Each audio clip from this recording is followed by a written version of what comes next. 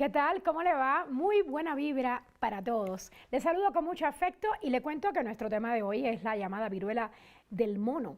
¿Habrá posibilidad de que se convierta en pandemia? No lo sabemos, pero es la pregunta que hoy se hacen muchos en todo el mundo. Tal vez no había escuchado antes hablar de este virus porque se había limitado a las regiones de África Occidental y Central, salvo algunas excepciones.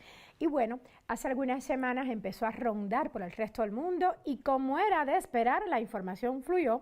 Hay preocupación, eso es una realidad. Nuestra invitada hoy es la doctora Almudena Laris González, infectóloga y pediatra.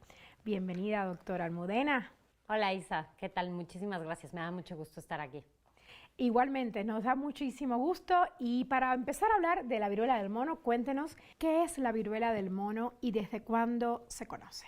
Este virus es un virus que pertenece a una familia llamada poxvirus, a la cual pertenece también el virus de la viruela que causó muchísimas muertes en los siglos pasados y que gracias a la vacunación es una enfermedad pues que ya no afecta a los seres humanos hoy en día. Y pues es una enfermedad que, como bien decías, si bien se identificó, de hecho, desde los años 50 en monos enfermos, porque es una enfermedad predominantemente de animales, de roedores y de monos en África, y en los años 70 se identificó por primera vez en seres humanos, precisamente en África, tanto en el centro como en el oeste de África. Sin embargo, no se le había dado mucha importancia, desgraciadamente, como sucede con las enfermedades que no ocurren en Occidente, ¿no? Hasta que empiezan a saltar a otros países. Ya había habido algunos casos y brotes aislados fuera del continente africano, pero que habían sido relativamente pequeños. Y bueno, ahora con este nuevo brote de mucho mayor magnitud, pues nos está empezando a llamar más la atención. Pero es una enfermedad de eso que conocemos desde los años 70 y que es pariente de la viruela humana. Doctora, ¿y cómo se transmite este virus que se le llama virus de la viruela símica? Clásicamente este virus se transmite entre animales, que son su principal reservorio. De hecho, se cree que vive predominantemente en roedores en África. Se puede transmitir accidentalmente de los roedores tanto a monos como a seres humanos. Y la mayoría de casos que se conocían antes de este brote eran transmitidos justamente de animales a seres humanos cuando los seres humanos manipulaban a los animales o sufrían, por ejemplo, una mordedura de algún animal. Por ejemplo, el brote que existió en Estados Unidos en el año de 2003 fue asociado justamente a que importaron animales de África, ¿no? Así es, y el contacto con los animales fue lo que provocó el contagio a humanos. Ya se empezaba a sospechar que podía contagiarse entre humano y humano, pero esto no quedaba muy claro. Y en este brote, precisamente una de las cosas que más ha llamado la atención es que sí, claramente ya ha habido transmisión entre seres humanos. Entonces, el contagio puede ser directamente al tener contacto con un animal enfermo, ¿no? En estas regiones de África que son endémicas, o también se puede contagiar entre ser humano y ser humano. ¿Y cómo se transmite entre seres humanos? Entre seres humanos el contagio se puede dar de dos maneras principalmente. Uno es por el contacto a través de las lesiones, o sea, como tal, el contacto piel con las lesiones que surgen en la piel. Y la otra manera es a través de las gotas que producimos al hablar, toser, estornudar. Sin embargo, es un contagio que necesita un contacto cercano, ¿no? A diferencia de tuberculosis, de varicela, de sarampión, de COVID, que pueden contagiarse por vía respiratoria a largas distancias, parece ser que con la viruela del mono sí se necesita que el contacto sea un contacto mucho más estrecho entre personas. Y también puede llegar a contagiarse a través de objetos contaminados. Esto probablemente sea un medio de contagio menos frecuente, pero bueno, si por ejemplo una toalla, una ropa, etcétera, quedó contaminada por las lesiones en la piel y otra persona la toca, exactamente, también podría ser un medio, pero es predominantemente el contagio, un contacto cercano, estrecho y prolongado entre personas. Clínicamente hablando, ¿cuál es la diferencia entre la viruela, que es la que siempre se ha conocido, y la viruela del mono? En la viruela del mono, los primeros síntomas suelen ser fiebre es lo más frecuente, puede haber cansancio, malestar general, dolor de cabeza, dolor muscular y aproximadamente entre el segundo y tercer día de que comenzó la fiebre empiezan a aparecer las manifestaciones en la piel. ¿Cómo son estas lesiones en la piel? Son primero manchitas rojas un poco sobrelevadas que después progresan a volverse vesículas, eso significa granitos llenos de agua, y posteriormente pústulas, es decir, como granitos llenos de pus, y esos posteriormente forman costras. Estos pueden presentarse en cualquier parte del cuerpo, pero predominan más en la cara, pueden estar también en las palmas de las manos y las plantas de los pies, y también se ha observado en genitales frecuentemente. Y progresan y se autolimitan en un lapso más o menos de 2 a 4 semanas, ¿no? La mayoría de los casos en 2 a 4 semanas tiene toda esta progresión y se cura. Ahora, a diferencia de la viruela humana, afortunadamente es una enfermedad menos grave y mucho menos letal. La viruela humana sí era una enfermedad sumamente letal. De hecho, tan solo en el siglo XX se calcula que entre 300 y 500 millones de personas fallecieron por viruela antes de que tuviéramos el control por las vacunas.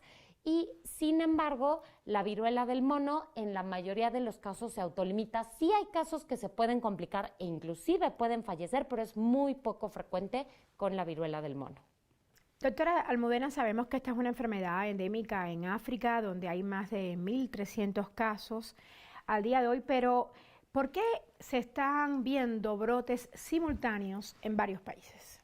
En esta ocasión parece que hubo un evento que se llama como de superdispersión, ¿no? Se ha mencionado que parece que hubo una fiesta o reunión muy grande de personas en el cual hubo contacto muy estrecho entre muchos individuos y probablemente esto favoreció la dispersión a distintos países. Doctora, ¿es grave tener viruela del mono? En algunos de los brotes que se han presentado en el centro de África, sobre todo, sí han llegado a fallecer entre aproximadamente el 5% de las personas. Sin embargo, el brote actual parece no estar teniendo mayores complicaciones. Tenemos que estar al pendiente. Podría haber ciertos grupos de personas más susceptibles a tener complicaciones, como personas con un sistema inmune comprometido, niños más pequeños, personas con algunas otras enfermedades. Entonces puede llegar a complicarse, pero es poco frecuente. Doctora, nos pregunta una usuaria de @telesurtv si todos somos igualmente susceptibles ante la viruela del mono. Parece que la probabilidad de enfermar o no enfermar de viruela del mono tiene que ver con el grado o la magnitud de la exposición, ¿no? Es decir, si yo tuve un contacto justamente muy cercano, muy prolongado con una persona con viruela del mono o con un animal enfermo, también un contacto muy cercano, muy prolongado, por ejemplo, una mordedura, etcétera, etcétera, es más probable desarrollar la enfermedad que si el contacto fue más estrecho. Y el otro factor que también modifica la probabilidad de enfermarse es si las personas recibieron la vacuna contra viruela humana. Esta dejó de aplicarse a principios de los 70s, entonces personas de mayor edad que sí recibieron la vacuna contra viruela cuando eran niños tienen menor probabilidad de enfermar de viruela símica. Entonces los niños están más expuestos. En general todos los jóvenes y adultos jóvenes, ¿no? Porque desde principios de los 70s que ya no se aplica, más bien solo personas que nacieron antes de los 70s y estuvieron vacunadas contra viruela tendrían menor riesgo. ¿Cuánto tarda en incubar el virus? ¿Qué se sabe? El promedio es aproximadamente 10 a 12, pero puede ir entre 5 y 21 días. Se sabe que hay poca información sobre el virus del mono, pero ¿qué tanto tarda el virus, el patógeno, en una cosa que hayamos usado? Por ejemplo, una toalla, una sábana, algo así. Eso no está bien estudiado con este virus en particular. Si nos basamos en lo que sabemos de otros virus, la mayoría de virus más o menos en unas 24 horas dejan de estar viables, digamos, en las superficies. Sin embargo, con este virus en particular, eso no está bien estudiado cuánto pueden permanecer en las superficies inertes.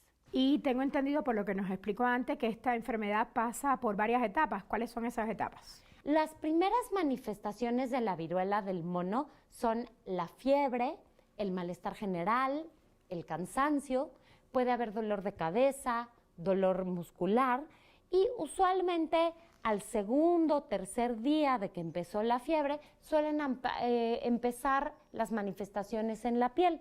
¿Cómo son estas manifestaciones en la piel? Son, pues inician digamos que como unas manchitas rojas un poco sobrelevadas que posteriormente se convierten en granitos de agua, que llamamos vesículas, y luego en granitos llenos de pus, que llamamos pústulas, y después estos se convierten en costras. Y todo esto sucede a lo largo de un lapso aproximadamente de 2 o hasta 4 semanas. Estas lesiones en la piel van a estar, pueden aparecer en todo el cuerpo, pero suelen predominar en la cara. Es frecuente que también se presenten en palmas de las manos y plantas de los pies y también se han visto frecuentemente en los genitales y pueden afectar también las mucosas, la boca, la nariz, los genitales. ¿Cómo se diagnostica? ¿Qué pruebas se requieren para esto? Eso es muy importante. Si bien la sospecha del cuadro es clínica, es decir, un paciente que tiene los síntomas sugestivos, que tiene las lesiones en piel sugestivas, para realmente confirmar que es viruela del mono, necesita detectarse al virus. Lo más frecuente es que el virus se detecte con lo que llamamos técnicas de biología molecular o PCR, que esta detecta el material genético del virus. Esto, por supuesto, solo lo hacen laboratorios de referencia, no es una prueba que se pueda obtener de manera cotidiana, pero si se detecta un caso sospechoso, justamente se tiene que contactar a las autoridades sanitarias para que pueda hacerse el estudio pertinente y confirmar si se tratara de esta enfermedad. Justamente una usuaria de @telesurenglish nos pregunta ¿qué tengo que hacer si tengo síntomas o tuve contacto con algún caso sospechoso? Hay que acudir digamos que al médico correspondiente, dependiendo de con qué servicio de salud cuenten ustedes, ¿no? Ya sea Seguridad Social, IMSS, ISSSTE, Secretaría de Salud o inclusive a través de medicina privada. Lo importante es buscar la atención médica. Por supuesto, cuando vayamos a buscar la atención médica siempre hay que portar un cubrebocas, ¿no? Para intentar avisar que tenemos esos síntomas, para intentar disminuir el riesgo de contagio cuando acudamos al centro de salud. Y el personal de salud, si sospecha que esto se trate de un cuadro de viruela símica, está obligado a notificar, a reportar este caso a las autoridades sanitarias para que se puedan hacer las pruebas y el seguimiento pertinente. Importante precisión, doctora, le propongo hacer una breve pausa. Vamos al corte y ya regresamos con más de entrevista especial Guía tu Cuerpo.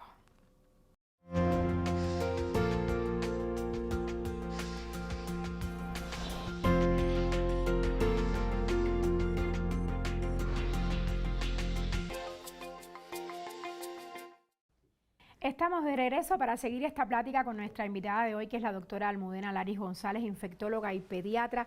Doctora, usted nos estaba hablando de las etapas de la enfermedad y hay una usuaria de la red @telesurtv que nos pregunta, ¿cómo sé que esas erupciones que empiezan con el enrojecimiento de la piel y se convierten en costras, con pus y todo lo que usted nos describió, no son alergia? Claro, hay muchas lesiones en piel que pueden confundirse, ¿no? Realmente a las alergias no se parece tanto esta enfermedad, pero hay otras enfermedades a las que sí puede parecerse. ¿Cuáles? Por ejemplo, la varicela, si bien el virus no está emparentado, es otro virus totalmente distinto de otra familia. Es otro patógeno. Es totalmente otro virus, el virus de la varicela, pero sí también da ronchitas en la piel que justamente se convierten en granitos de agua y que luego posteriormente dan costras y por supuesto es una enfermedad bastante común, ¿no? Entonces, más bien, creo que lo que necesitamos es justamente ir al médico para que el médico juzgue si esto se puede tratar de una viruela del mono. Realmente con manifestaciones de alergia en la piel no se parece tanto. Uno, porque cuando tenemos alergia en la piel, pues no va acompañada de fiebre y de malestar general, a diferencia de la viruela del mono. Y también las manifestaciones de alergia en la piel suelen ser más bien enrojecimiento, resequedad de la piel, pero no dan estas lesiones como granitos de agua ni llenos de pus. Eso no es habitual en las alergias. Entonces, por alergias no, pero sí por otras enfermedades como la Exactamente. varicela. Con esa sí podría confundirse más con herpes zóster, con algunas otras infecciones. Doctora, ¿y cómo se cura la viruela del mono? En la gran mayoría de los casos, nuestro sistema inmunológico logra controlar la infección, la logra controlar en un lapso aproximadamente de 2 a 4 semanas. La curación ocurre de manera espontánea. Sin embargo, sí se ha estudiado un antiviral que sirve tanto para la viruela humana como para la viruela del mono. No está, por supuesto, ampliamente disponible ni existe aún mucha experiencia con su uso, pero bueno, dependiendo de cómo evolucione este brote, es una posibilidad que existe también para el tratamiento. Sin embargo, la mayoría de los casos el cuerpo logra limitarlos. ¿Y en los casos de personas inmunodeprimidas? Se cree que las personas con un sistema inmune deprimido sí podrían tener más riesgo de complicaciones o inclusive de fallecer. Estas personas pues sí requerirían un seguimiento médico mucho más estrecho, ¿no? El seguimiento de complicaciones, posiblemente algunas inclusive en el hospital, y ahí es posible que el antiviral tuviera también un papel más importante. Sin embargo, es algo de lo que se irá aprendiendo más en las semanas y meses que vienen. Nos llega otra pregunta. ¿Es verdadero o falso que estamos viendo más casos de viruela del mono entre hombres homosexuales? Sí, en efecto, una proporción grande de los casos reportados han ocurrido en hombres que tienen sexo con hombres. Sin embargo, como tal, la propensión a la infección no tiene que ver con la orientación sexual, sino con el contacto cercano, ¿no? Con lo que ha tenido que ver es que ha habido, pues por supuesto, un contacto sexual, claro que es un contacto cercano, pero no necesariamente tendría que ser un contacto sexual, ¿no? O sea, si en lugar de tratarse de una marcha, de un colectivo con cierta orientación, hubiera sido una marcha política o una marcha a favor o en contra de cualquier otra cosa, cualquier contacto pues estrecho entre muchas personas puede favorecer la transmisión. Entonces, aunque sí es verdad que hasta el momento se ha reportado más en hombres que tienen sexo con hombres, no es algo que dependa directamente de la orientación sexual. Cualquier persona puede estar susceptible a adquirir la enfermedad y más bien es el contacto estrecho con un enfermo lo que favorece la transmisión. Entonces hay que dejarlo claro. La viruela del mono no está identificada con un caso de transmisión sexual. Y oyéndola a usted hablar, doctora, de que los contactos cercanos pueden provocar los contagios de viruela del mono, bueno, entonces van a desaparecer los contactos cercanos en nuestra generación, en este momento que estamos viviendo todos, porque tenemos la COVID por un lado, la hepatitis aguda infantil por otro, y ahora la viruela del mono. De pronto nos acechan varios patógenos a la vez. Por supuesto. Sin embargo, creo que esto más que ser algo nuevo, es algo de lo que actualmente tenemos más conciencia. A lo que me refiero es, a lo largo de toda la historia de la humanidad, el contacto entre personas siempre ha favorecido la transmisión de enfermedades, ¿no? La influenza que ocurrió en la pandemia de hace un siglo, las otras pandemias que han habido de influenza, la peste que tuvimos en la Edad Media, etcétera, etcétera. Hay muchas enfermedades que se transmiten por el contagio entre personas, pero más bien hoy somos mucho más conscientes de esto. Una ventaja de la viruela símica es que es relativamente fácil de reconocer, ¿no? A diferencia de otras enfermedades que no son muy visibles, justamente como la viruela símica tiene lesiones en la piel que son muy características, ya habiendo esta alerta en todo el mundo para que los médicos, el personal de salud pueda reconocer los casos, va a ser más fácil justamente que se detecten a los casos enfermos y claro, se les aísle mientras sean contagiosos, tanto a ellos como a sus contactos, ¿no? Entonces, esta es una enfermedad que nos permite, más que un aislamiento de toda la población en general, más bien lo que más nos ayuda a controlar este tipo de enfermedades que son por contacto y que se pueden reconocer clínicamente son justamente detectar a los casos, rastrear a sus contactos y a esas personas aislarlas durante el periodo en que puedan ser contagiosos. ¿Qué recomienda para evitar los contagios justamente?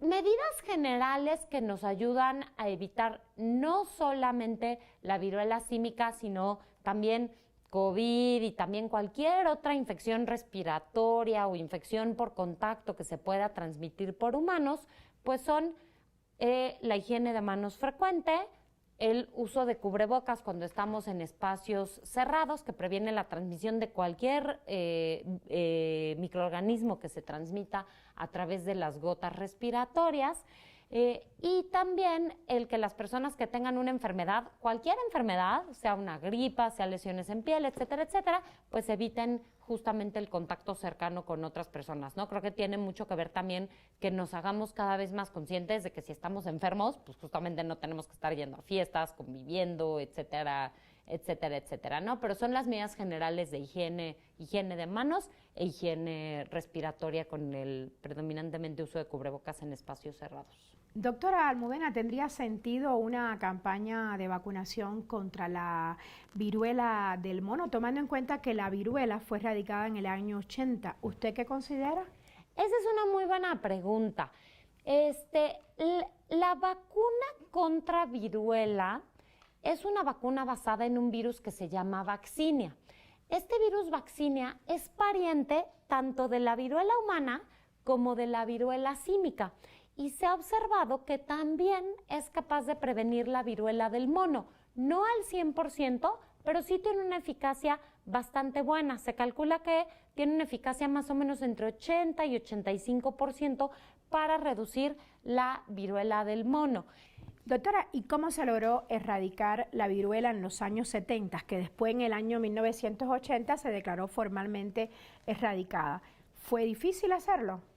Claro que fue un reto enorme. Sin embargo, algo que permitió erradicar la viruela, a diferencia de lo que ha pasado con otras enfermedades que no hemos logrado erradicar, es justamente que como la viruela es una enfermedad bastante reconocible, esto nos permitió a quienes llevaron a cabo estas campañas de erradicación detectar a los casos de viruela, detectar a sus contactos y a los contactos de esos contactos y vacunar a esas personas, realizando lo que se conocía como vacunación en anillo. Entonces, realmente también en viruela del mono, esta vacunación de contactos para contener brotes puede ser muy útil.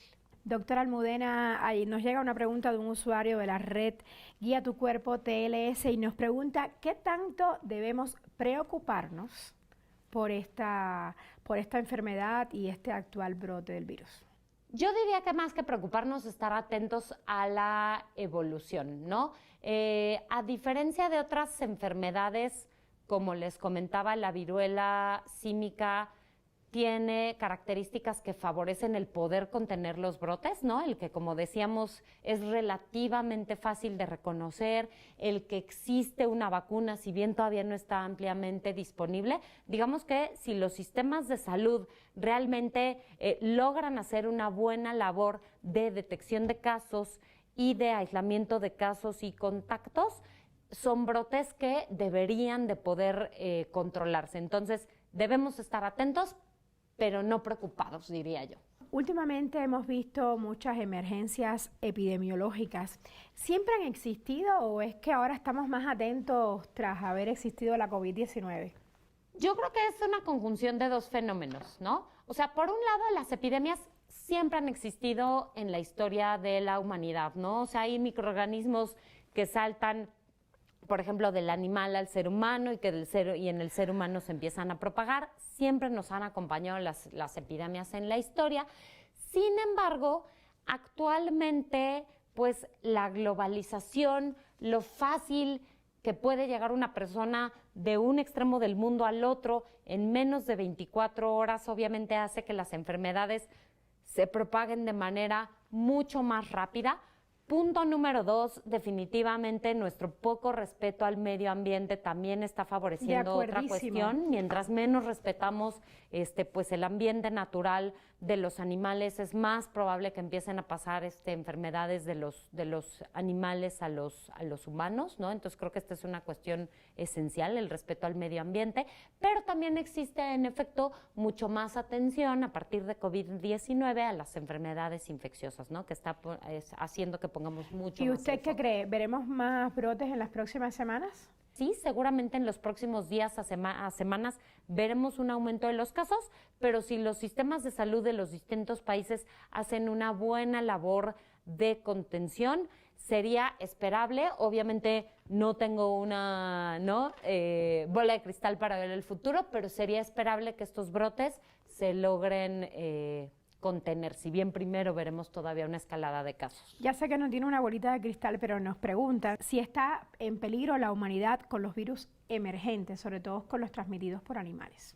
Por supuesto, pero mucho más por otros virus que por el virus de la viruela símica. De hecho, los virus que más preocupan con potencial justamente de causar enfermedad grave y muchas muertes en la humanidad son principalmente los coronavirus, que bueno, ya vivimos esto con COVID-19, pero pueden haber otros coronavirus que vuelvan a saltar de los animales o a los humanos, y los virus de influenza, ¿no?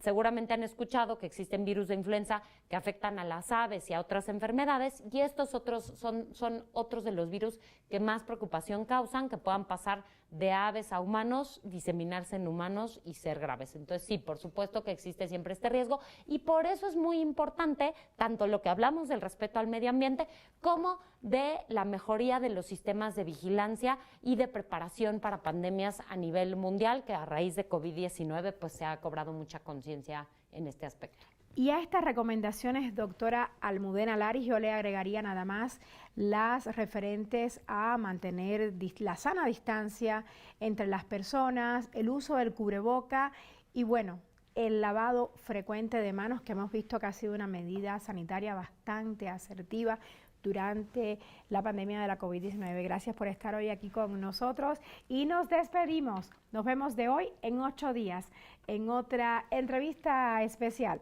de Guía tu Cuerpo.